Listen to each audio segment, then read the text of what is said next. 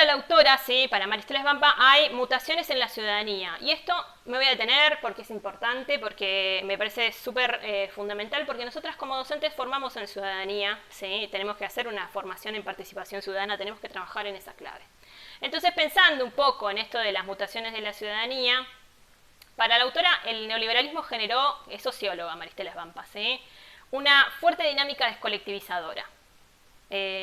Descolectivizadora como pérdida de los soportes sociales, pérdida de los soportes materiales que te habían dado sostenimiento a tu identidad colectiva, tu identidad como sujeto social, ¿sí?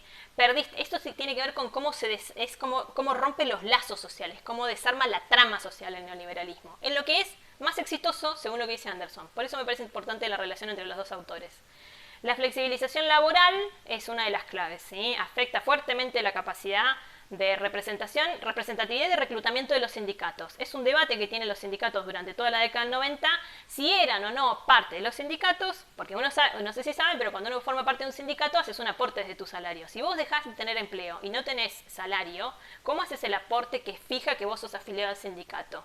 Y toda esa masa de trabajadores, porque en Argentina se llegó a casi un 20% de la población activa desocupada a mediados de la década del 90. Toda esa masa de trabajadores, ¿qué son? Si no están representados en ningún sindicato, ¿quién los representa? Y ese debate lo tuvieron las organizaciones de trabajadores, la CGT no los incorporaba, la CTA se gesta un poco para tratar de incorporar a todos los trabajadores desocupados. Y hoy estamos con unos CGT y CTA que son como medio parecidas, aunque los CGT son un poco más gerontes, pero vieron que no hay como mucha distinción. Uno no ve como en la CTA, la salida. Pero bueno, no sé, mi opinión, blanco y negro. La CGT durante los 90 además, y esto lo dice Maristela Svampa, no lo digo yo, apoyó el modelo de cambio, ¿sí? Apoyó el modelo de cambio menemista a cambio de participación en ciertos espacios de poder. Y eso está claro y se puede documentar. Bancaron a Menem, la CGT bancó el menemismo, o sea, los principales sindicatos que pertenecían a la CGT bancó las medidas del menemismo con tal de tener algunos puestitos en los lugares de poder claves. Eso se llama como transar, digamos, en jerga ordinaria. Ese proceso, digamos, de desregulación de descolectivización tiene que ver con un proceso de individualización. Es un fomento, es una época de fomento y de amplio desarrollo de la individualidad, de la importancia de la individualidad, del sálvese quien pueda, de que si te tengo que aplastar la cabeza para quedarme con tu puesto de laburo, para quedarme con la guita que estás haciendo, lo voy a hacer. Y eso es un retroceso a la ciudadanía y dice la autora, una desciudadanización. Desciudadanización. Quita de valor ciudadano a las personas. La pérdida de derechos económicos, la pérdida de derechos políticos y la pérdida de derechos civiles. En el plano de lo económico, el empleo; en el plano de lo político, la pérdida de lugares de participación sociales, donde antiguamente vos participabas y tenías representatividad, ahora no la tenés porque estás desempleado, el sindicato no te da bola y no pertenecés ya al sindicato; y civiles, como el gatillo fácil, ¿sí?, y la que se conoce como la inseguridad ciudadana, que es lo que permitió que ciertos grupos sociales económicos, o sea, con cierto poder económico, pudiesen tener su propia seguridad. Y aparecen esos barrios que tienen seguridad propia. En esa relación, ella plantea que hay una fragmentación en la ciudadanía, y esa fragmentación en la ciudadanía genera la gestación de tres formas de ciudadanía nuevas. Una es la ciudadanía patrimonialista.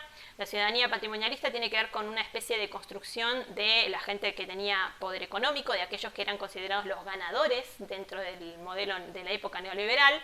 Aquel que era exitoso, aquel que era representación del éxito, se constituyen en una especie de sociedades semejantes, gente como uno. No sé si lo escucharon alguna vez.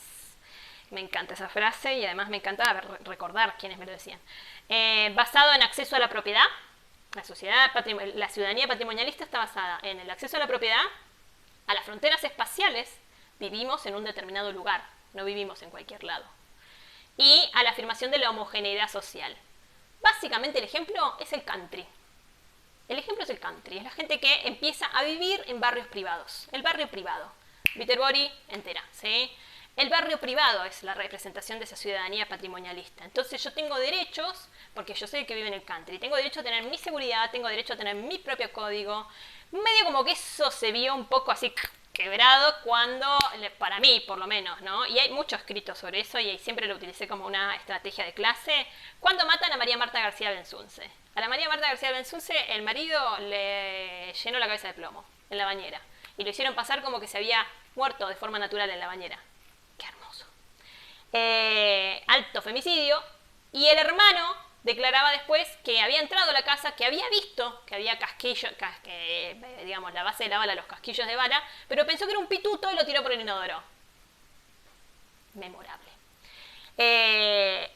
Un conjunto de gente que estaba como muy convencida de que tenía el derecho de hacer lo que se le cantara la regalada gana dentro del barrio y que nadie les podía venir a decir nada y tenía su propia seguridad. Y en Buenos Aires vos pasabas por las puertas de los barrios privados, acá también, pero en Buenos Aires era zarpado como estaba el guardia con la itaca en mano, así estaban como armados, así donde te voy a reventar a tiros todo el tiempo. Y en paralelo, a los alrededores del barrio privado, ¿sí? Alrededor del country, toda la barriada, muchas veces villas miserias, de la gente que laburaba en las casas de las señoras del country. Clara representación de la desigualdad social. Esa representación de la desigualdad social llevada bien al extremo.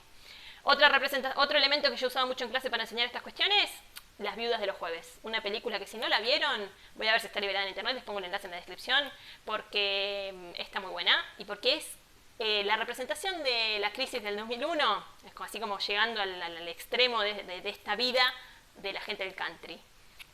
Hermoso. Violencia doméstica, chicas. Violencia doméstica que se decía que era algo que quedaba dentro del interior de las casas. Gente desesperada porque se había quedado sin empleos. ¿Cómo mantenés la casa en el country si no tenés? Y el contraste de los hijos adolescentes viviendo en esa realidad de burbuja que en realidad quieren pertenecer y están en contacto directo con la gente de la villa. Varias cosas interesantes se ven en esa película. Lo usé muchas veces para dar clase. Mírenla. Estamos en cuarentena, capaz que está copado. Está Charry. Capaz que eso garpa, no sé. Está Charry en esa película.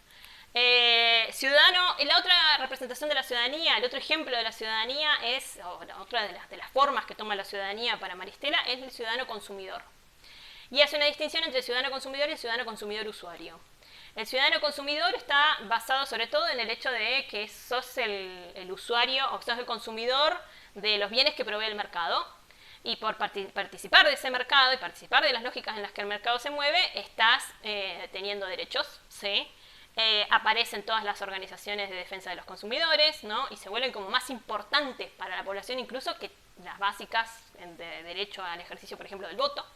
El artículo 42 de la Constitución, a partir de la reforma del 94, sacraliza, constituye ahí, vuelve constitucional el temita del derecho del consumidor. Y es una representación, está como muy de la mano con esta idea de la fiesta menemista, porque durante los primeros años del menemismo se podía consumir y bastante, en cómodas cuotas, por eso de un peso en dólar. Entonces, el consumo se expande bastante de la mano de la pérdida de derechos como trabajadores, la pérdida de derechos como individuos también, y cómo también eso va acentuando esa seducción del individualismo. Porque de última, si vos pudiste ser uno que mantuvo el laburo, podés mantenerte en cuotas comprándote el 0 kilómetro, comprándote esto, comprándote el otro, y sos de los que más o menos triunfa dentro de ese programa y dentro de esa lógica, ¿sí? Y habla de la seducción del individualismo que radica en esa cosa del consumo. Me parece interesante. Y también la cuestión de que eso va de la mano de esa fiesta menemista donde había gente, donde había que ir a Miami.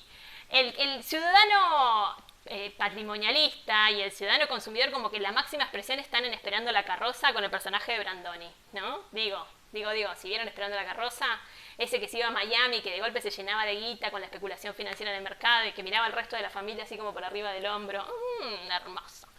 Y que a la vez es tan garca el personaje de Brandoni con eso de comerle la empanada al pibe que vivía en la villa pateando en el potrero. Tremendo. El modelo asistencial participativo es el tercer modelo de la ciudadanía, de estas nuevas formas de ciudadanía, o ciudadanía restringida, dice Maristela, tomando el concepto de otro autor. Y el modelo asistencial participativo también es el modelo de la no ciudadanía. Es el modelo en el que quedan todos los excluidos del sistema, ¿sí? Que son la mayoría de la población durante el fines de la década del 90, por eso el estallido del 2001. Se basa en políticas de asistencia focalizadas, omnipresencia del Estado, porque el Estado tiene que ser omnipresente dentro de esa estructura, y la participación de redes comunitarias. ¿Por qué? Porque yo no tengo laburo, me quedo sin laburo. ¿Cómo hago para comer? Voy al comedor. En el comedor empezamos a organizarnos con los vecinos, entonces somos toda una red de vecinos que nos acompañamos para poder sostener el comedor. Pero el comedor no se sostiene si el Estado no nos hace los aportes necesarios para poder sostener el comedor.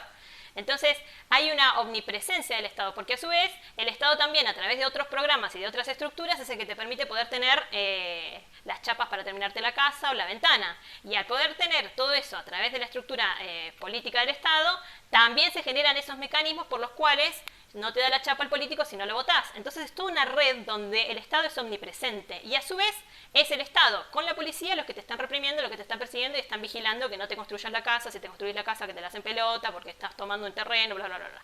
O sea, el Estado es omnipresente, no desaparece. Se achica en términos de gastos sociales, pero el Estado no desapareció nunca en el neoliberalismo, ¿sí? Y esto es importante decirlo y aclararlo porque tenemos que repensar un poco qué entendemos por Estado y sobre todo tenemos que entender por Estado aquella definición que trabajamos en Sociales 1 en la cual entendemos que es un aparato, una herramienta de las clases dominantes para sostener su dominación, ¿sí? Entonces, hasta aquí esta breve síntesis. Les voy a dejar el PowerPoint, les voy a dejar videos, todo para que quede todo aclarado sobre el neoliberalismo como teoría general. Nos vemos.